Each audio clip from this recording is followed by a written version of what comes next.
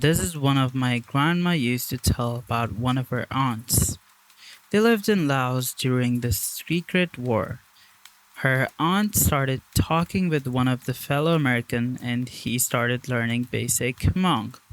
After some time though, he stopped showing up. The basic consensus was that he was dead, but she kept waiting for him. When things got really bad and the bombs started dropping, they fled to the caves for shelter. One night, as everyone is sleeping, she hears a familiar voice. It's the soldier. He's mumbling in a very broken Hmong. I'm back for you. Over and over again. Her eyes are still closed until she feels something reach out and grab her shoulder and slowly move down to her hand. When it reached her hand, she said it wasn't a human hand at all, but like a large animal paw. She briefly opened her eyes to see a dark figure, clearly not human though, standing over her. Then she heard her aunt get up.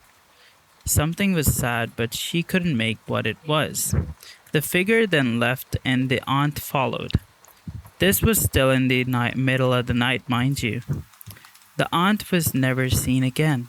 The story is that the dead soldier came back to take her with him.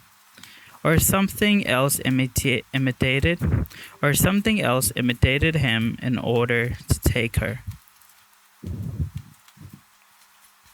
Story 2. I have a lot of stories. For now, I'll share the one from when I was 10 and on a field trip. So, I grew up in Northern Virginia, and we had plenty of battlefields and such to visit for school field trips. In fifth grade, my class went to the Belle Grove Plantation, which was at the Cedar Creek battlefield. Cool house. Still has damage to her columns from gunfire from the battle. Anywho, my class was in the kitchen of the plantation, listening to the tour lady talk about whatever it is you would tell a bunch of 10 years old about plantation life. There are these big double doors on each side of the room, and they are open, and then we hear humming coming from outside.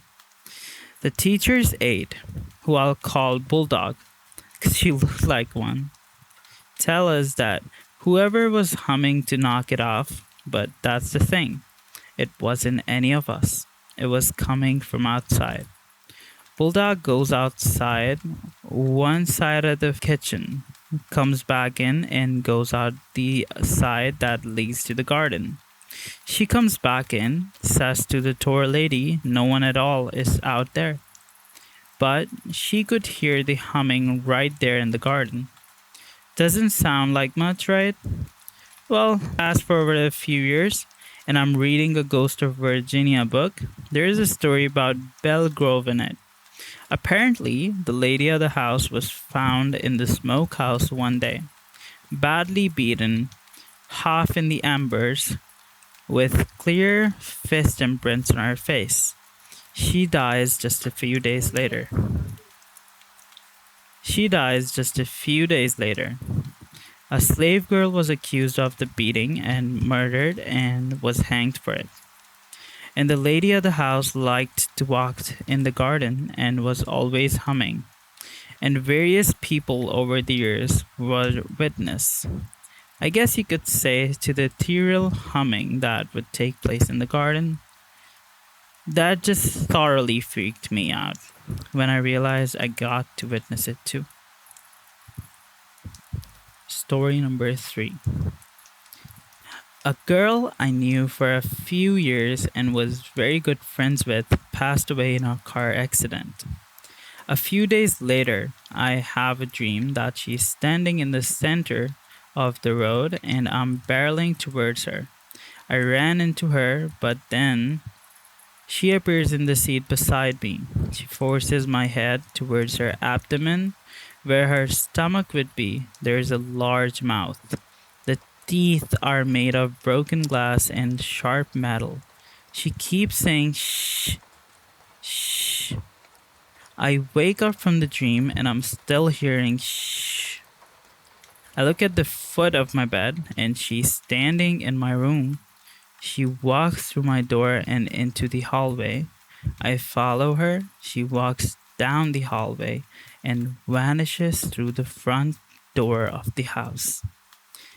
I didn't realize at the time, but my dad was on the couch. He asked me if I was okay and asked if the flickering lights are what woke me up. He didn't see her, and I never noticed the flickering lights.